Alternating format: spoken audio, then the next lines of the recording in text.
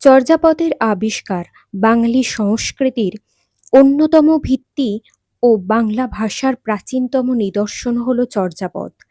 এর আবিষ্কার বাংলা সাহিত্য ইতিহাসের এক যুগান্তকারী ঘটনা। চর্যাপদের আবিষ্কারক ও সময়: ১৯০৭ খ্রিস্টাব্দে মহামহোপাধ্যায় হরপ্রসাদ শাস্ত্রী নেপালের রাজদরবারের গ্রন্থাগার থেকে অন্য দুটি অপভ্রংশ রচনার সাথে এই পুঁথিটি আবিষ্কার করেন। মূল নাম: আবিষ্কারের সময় পুঁথিটির নাম ছিল চর্যাচর্য বিনিশ্চয়। প্রকাশনা: ১৯১৬ সালে বঙ্গীয় সাহিত্য পরিষদ থেকে হরপ্রসাদ শাস্ত্রীর সম্পাদনায় এটি হাজার বছরের পুরনো বাংলা ভাষায় বৌদ্ধ গান ও দোহা নামে গ্রন্থাগারে প্রকাশিত হয়। পদের সংখ্যা: প্রকাশিত গ্রন্থে সংস্কৃত টিকা সহ মোট ৪৬টি পদ ছিল, ৪৬টি সম্পূর্ণ এবং একটি খণ্ডিত। তিব্বতী অনুবাদ: পরবর্তীতে প্রবোধচন্দ্র বাগচি মহাশয় নেপাল থেকে চর্যাপদের একটি তিব্বতী অনুবাদ আবিষ্কার করেন। সেখান থেকে জানা যায় যে মূল বইটিতে আসলেই মোট ৫১টি পদ ছিল।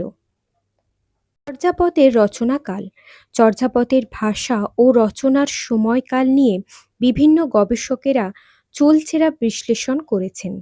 সময়কাল: ভাষাচার্য সুনীতি কুমার চট্টোপাধ্যায় এবং প্রবোধচন্দ্র বাগচি নানা দিক থেকে বিচার করে প্রমাণ করেছেন যে চর্যাপদের পদগুলো মূলত দশম থেকে দ্বাদশ শতাব্দীর মধ্যে রচিত হয়েছিল। পদকর্তাদের ভৌগোলিক পরিচয়: চর্যাপদের গীতিকার বা পদকর্তারা সকলেই প্রাচীন বাংলার অধিবাসী ছিলেন অথবা বাংলা ও বাঙালির জীবনধারা সম্পর্কে তাদের গভীর জ্ঞান ও অভিজ্ঞতা ছিল। কবি পরিচিতি: চর্যাপদের কবি বা সিদ্ধাচার্যদের জীবন সম্পর্কে খুব বেশি তথ্য পাওয়া যায় না এবং প্রাপ্য তথ্যের মধ্যেও বেশ কিছু বৈপরীত্য রয়েছে, তবে তাদের সাহিত্য কীর্তি অত্যন্ত সমৃদ্ধ। চর্যাপদের মোট ২৪ জন কবির সন্ধান পাওয়া যায়। চর্যাপদের উল্লেখযোগ্য কবি ও পদের সংখ্যা: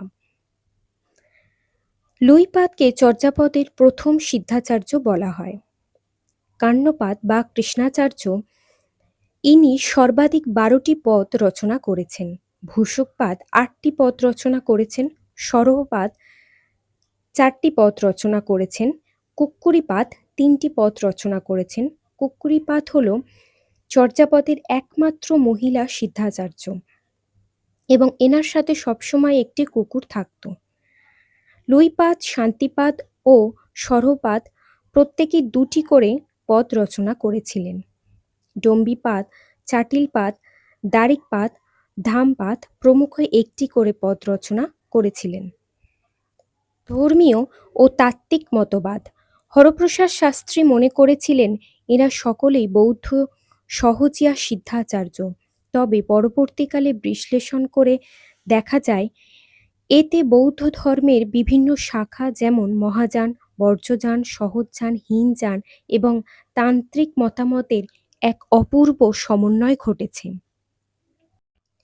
সাহিত্যিক মূল্য: তাত্ত্বিক ও রহস্যময় ধর্মসাধনার কথাকে আড়াল করে সমকালীন বাস্তব জীবন ও রূপকের সাহায্যে এরা যে পদগুলো রচনা করেছেন তা অত্যন্ত কাব্যময় ও গীতিমাধুর্যে ভরপুর। এই সাহিত্যিক সার্থকতার ক্ষেত্রে ভূষকপাদ, সরবপাদ, ঢেণ্ডনপাদ প্রমুখের নাম বিশেষভাবে উল্লেখযোগ্য।